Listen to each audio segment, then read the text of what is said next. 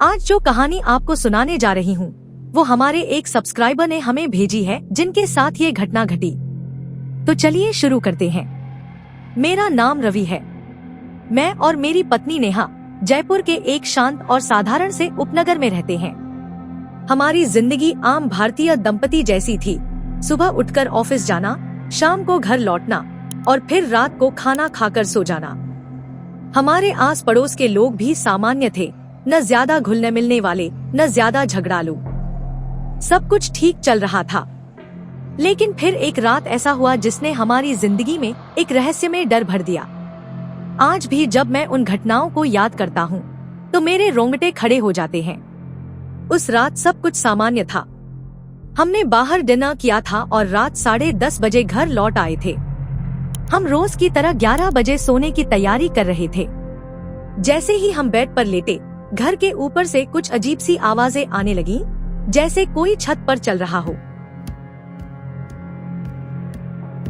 नेहा ने मेरी ओर देखा और चिंतित स्वर में कहा, रवि, क्या तुमने सुना? कोई हमारी छत पर चल रहा है। मैंने कान लगाया। स्पष्ट रूप से सुनाई दे रहा था, भारी कदमों की आहटें और कभी कभी ऐसा लगता जैसे कोई छत पर झुककर घिसट रहा हो। शायद कोई बंदर होगा, मैंने नेहा से कहा, लेकिन हमारे इलाके में बंदर कभी नहीं देखे गए थे। मैंने धीरे धीरे पर्दा हटाकर छत की ओर देखा। वहाँ कुछ नहीं था। मैंने मोबाइल की फ्लैशलाइट ऑन करके छत के ऊपर रोशनी डाली। कुछ भी नहीं।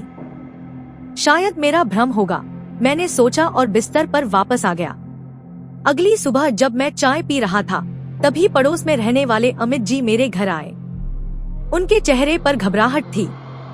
रवि भाई, कल रात आपकी छत पर कोई था।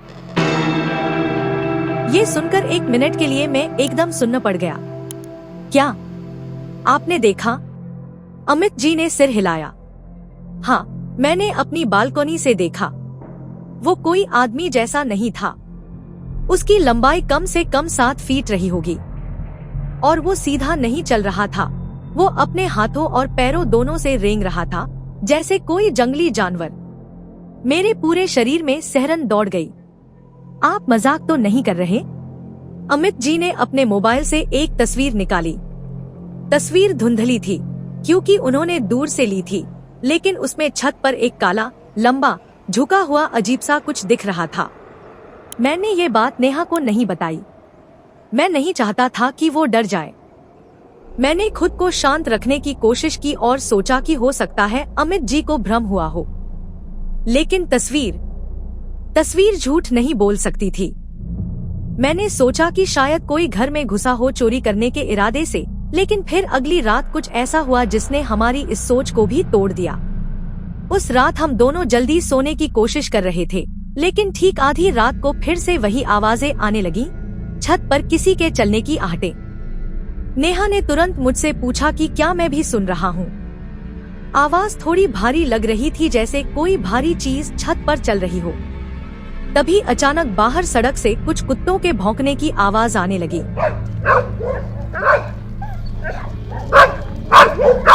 नेहा ने कहा, देखो ये कुत्ते ऐसे क्यों भौंक रहे हैं। मैंने खिड़की से बाहर देखा और देखा कि कम से कम 4 से 5 कुत्ते मेरी छत की ओर देखकर भौंक रहे थे। नेहा ने घबराकर कहा, रवि, इस बार कुछ गड़बड़ है। कुत्ते लगातार ऊपर देखकर भौंक क्यों रहे हैं? उन्हें देखकर ऐसा लग रहा था जैसे उन्हें वहाँ कुछ दिखाई दे रहा हो, कुछ जो हम नहीं देख सकते थे। नेहा ने कहा, एक बार छत पर जाकर देखो चल क्या रहा है। लेकिन मैंने वो फोटो वाली बात नेहा को नहीं बताई थी। सच तो ये है कि उस फोटो को देखने के बाद मेरी हिम्मत ही नहीं थी ऊपर जाकर चेक करने की।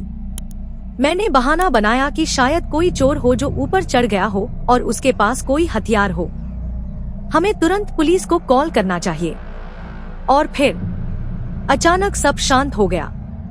मैंने खिड़की से झांका और देखा कि सड़क बिल्कुल सुनसान थी। सारे कुत्ते अचानक गायब हो गए थे। मुझे ये सब बहुत अजीब लग रहा था। कुछ समझ नहीं आ रहा था कि चल क्या रहा है। अब हमें पूरा भरोसा हो गया था कि कुछ बहुत ही अजीब और खतरनाक हो रहा है। हमने तुरंत पुलिस को फोन किया। आधे घंटे बाद पुलिस पहुंची। तब तक छत पर हो रही हलचल शांत हो चुकी थी। मैंने पूरी घटना बताई और उन्हें छत पर जाकर देखने को कहा। 3 पुलिसकर्मी छत पर चढ़े और कुछ देर तक चारों तरफ अपनी फ्लैशलाइट घुमाते रहे। फिर अचानक एक पुलिसकर्मी ने चिल्लाकर कहा, सर, यहाँ कुछ है। हम सब भागते हुए छत पर पहुँचे। जो हमने वहाँ देखा उसने हमें अंदर तक हिला कर रख दिया। वहाँ एक कुत्ते की अधखाई लाश पड़ी थी। ऐसा लग रहा था जैसे कोई जंगली जानवर उसको आधा खाकर गायब हो गया हो। पुलिस वालों ने इधर उधर छानबीन की, लेकिन छत पर किसी के आने जाने के कोई निशान नहीं थे। कोई इंसान ऐसी हालत में कुत्ते को नहीं खा सकता, एक पुलिस वाले ने कहा। फिर मैंने पुलिस को वो फोटो वाली बात बताई जो मेरे पड़ोसी ने दिखाई थी। पुलिस ने फोटो के आधार पर अज्ञात व्यक्ति के खिलाफ एक रिपोर्ट दर्ज कराई, लेकिन कुछ भी पता नहीं चल सका। उस घटना के बाद मैंने और नेहा ने वो शहर ही छोड़ दिया। हमने कई बार कोशिश की कि इस रहस्य को सुलझा सकें, लेकिन आज तक हमें इसका कोई जवाब नहीं मिला। क्या था वो रहस्यमय परछाई कौन थी? वो 7 फीट लंबी चीज जो हाथ पैरों से छत पर चल रही थी, और कुत्ते को किसने मारा? और सबसे बड़ी बात, कुत्ता ऊपर छत तक आया कैसे? क्या ये उन्हीं कुत्तों में से एक कुत्ता था जो मेरी छत की तरफ देखकर भौंक रहे थे? और क्या जिस चीज को देखकर वो भौंक रहा था उसी ने उसको मारा था? हम आज भी नहीं जानते, लेकिन उस रात के बाद से हमने अपनी छत पर कभी अकेले जाने की हिम्मत नहीं की। अगर आपको ये वीडियो अच्छी लगी तो इसको लाइक और शेयर करें। अगर अभी तक आपने सब्सक्राइब नहीं किया है तो जल्दी से बटन दबाएं और हमारी रात का रहस्य फैमिली का हिस्सा बने और देखते रहें दिल दहला देने वाली डरावनी कहानियाँ। अगर आपके पास भी कोई ऐसी ही डरावनी कहानी है तो हमारे साथ जरूर शेयर करें।